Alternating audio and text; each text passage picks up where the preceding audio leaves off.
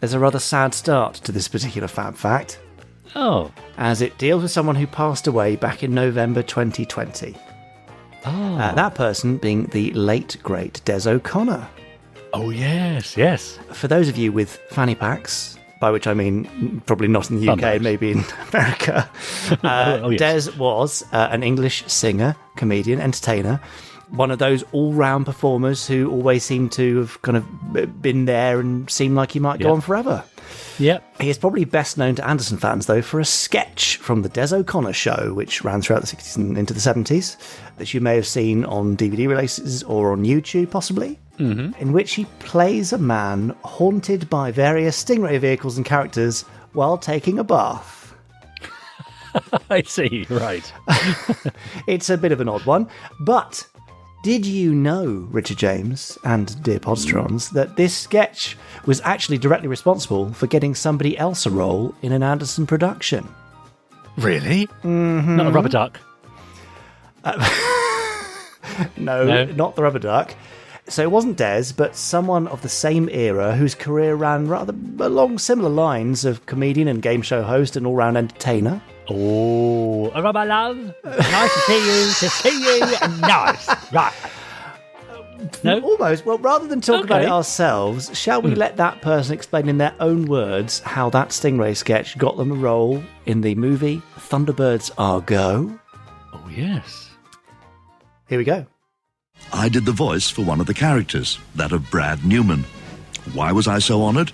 Well, I'd gone to the studios to seek Gerry's permission to have the giant stingray fish jump out of Des O'Connor's bathwater between his knees.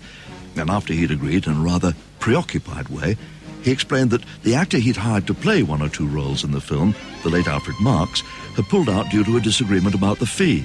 Then he looked at me shrewdly and said, "How much would you charge for the job?" I said, "Gerry, I'd do it for nothing." And that was the first time I ever heard the phrase, "the price is right."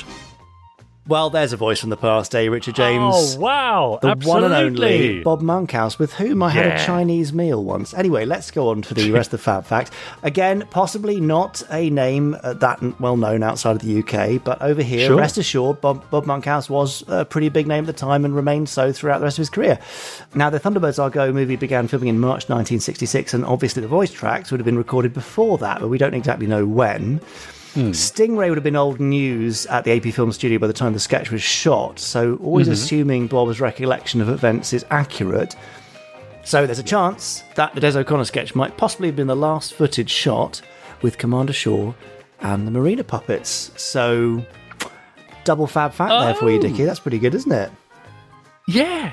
Does that make the commercial canon? Can we put it in the... in the Stingray timeline? It's got to be, surely. I'm not sure that Des O'Connor in the Bath technically fits with the whole world of Stingray. What, one of Titan's monsters? I mean, yeah, probably not. Well, okay. But it's a nice what you called it. Oh, dear. You've got to be aquamphibian. No. Okay. Well, what a lovely Stingray and Thunderbirds Are Go and Des O'Connor in the Bath Fab Fact. I mean, you don't... Well, yes. They don't come along often, do they? It's very rare that we get anything like that on Fab Facts. So thank you, Book of Fab Facts. Thank you, listener. And that is the end of this week's Bath Des Facts. Oh, I went for Bath.